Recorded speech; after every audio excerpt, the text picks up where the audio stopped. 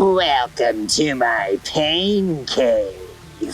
How's it going? It's John from the Radivis. Today we're tackling a common problem you'll encounter whenever you're restoring a vintage mountain bike. How do you remove a seized aluminum component from a steel frame without using any crazy methods? Let's get to it.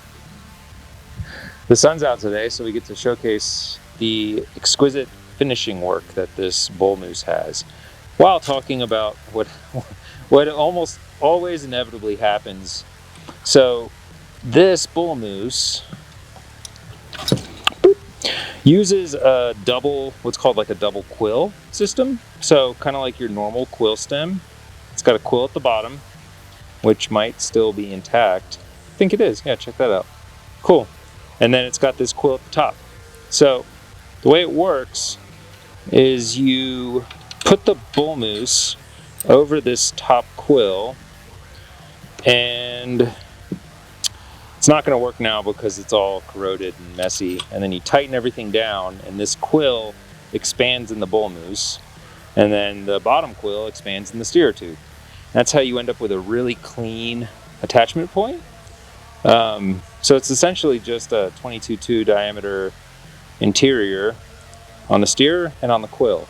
But the problem is, it took me a little bit to get this out. It is completely seized in this steer tube. So I'm going to show you how to remove seized quill inserts, and also this works for seat posts and bottom brackets as well. First things first, people are going to cringe when they see me do this, or maybe they won't. Maybe people don't even know, but I'm just going to get rid of these cables, and just to get this bullmoose out of the way, shout out to Nipex. Some of the best tools out there. If you can afford to spend a little bit extra, they're definitely worthwhile. One of the things that's really important to remember if you're working on a 1980s bike, particularly early 1980s bikes, is they used 2mm brake cables and 6mm housing. And that's because this is motorcycle standard. Again, like, there weren't mountain bike components per se at this point. So a lot of builders were using moto components because it was readily available. And it's got a nice little step down profile. So you could run modern brakes if you wanted to, or you could ride moto brakes, which I'm gonna stick with the moto because I like it. You don't want to lose these things because they're getting harder to find and they're expensive. Here are 3 step down ferrules. 2 of them are great, and 1 of them has some damage.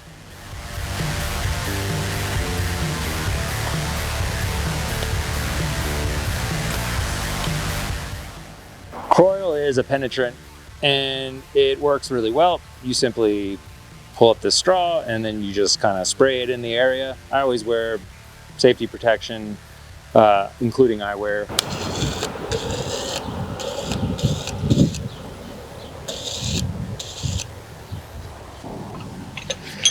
And using the same brass punch. It is not budging, which in my experience usually means you got to let it sit for a little bit. Coil is a really strong penetrant, and it's silicon based, and it gets in between different kinds of metals and loosens things up. I'm going to give this thing a few whacks, and I have a feeling like it's going to be loose. Here we go.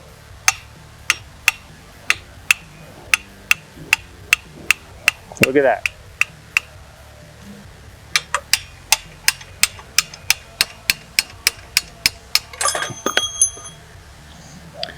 Look at that gross mess, but it's free. I should be wearing gloves here, and apologies to my hands that have endured many gross chemicals over the years. But let's just get this quill insertion wiped down. What's really interesting is you can actually see some steel that has oxidized to the surface of the aluminum. And we've got our lower wedge, which is great. And then so suddenly the quill kind of makes sense, right? Stage 1 of this Ritchie Annapurna restoration is done. I didn't actually think this was going to come out, so that's huge.